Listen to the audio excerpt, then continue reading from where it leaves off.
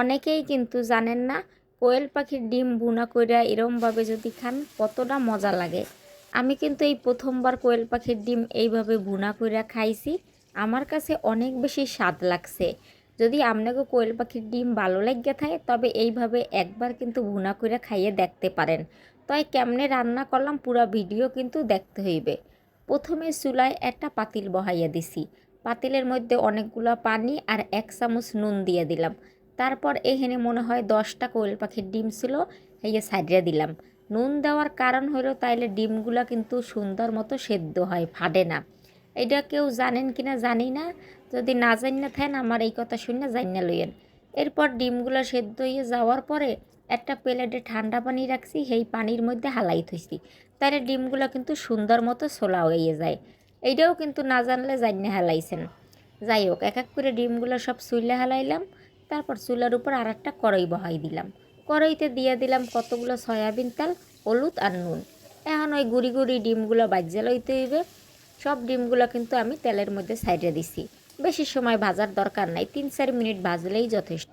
চামচটা দিয়ে একটু নাড়াচাড়া দিয়ে ব্যাস এখন একটা বড় চামচ দিয়ে উড়াই হেলাইলাম।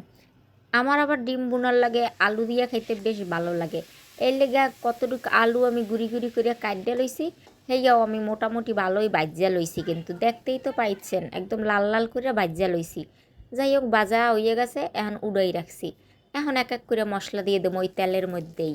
প্রথমে দিয়ে দিলাম 1 চামচ কাঁচা জিরা আর হাফ চামচ দিয়ে দিছি কালো জিরা। দিয়ে দিলাম 5-6টা এখানে শুকনা মরিচ। সব একটু হালকা ভাজ্যা লইলাম 1 মিনিটের মতো।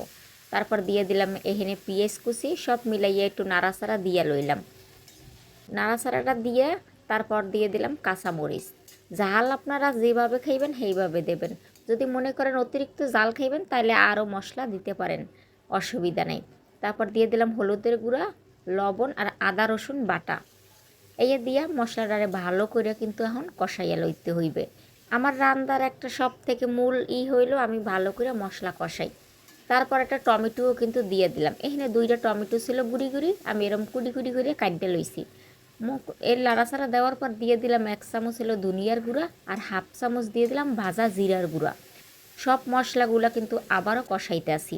ভালো করে মশলা কষানোর পরে কিন্তু আলুগুলা দিয়ে দেবো, কারণ আলুগুলা সেদ্ধ কিন্তু অল্প একটু আরও বাকি আছে। আলু মুলম না হলে খাইতে কিন্তু মজা লাগে না। যাই হোক, তারপর কিন্তু অল্প একটু পানিও দিয়ে লাড়াচাড়া দিয়ে নিলাম, জানি মশলার সাথে আলুগুলো ভালো করে সেদ্ধ হয়ে যায়। সেদ্ধ যেই হয়ে গেছে তারপর কিন্তু আমি ওই কোয়েলের ডিমগুলো দিয়ে দিলাম। ডিম দেওয়ার সময় আমি আর 2 থেকে 3 মিনিট অপেক্ষা করছি। তারপর কিন্তু সুন্দর মতো আমার রান্না হয়ে গেছে। কেমন লাগলো জানাইবেন।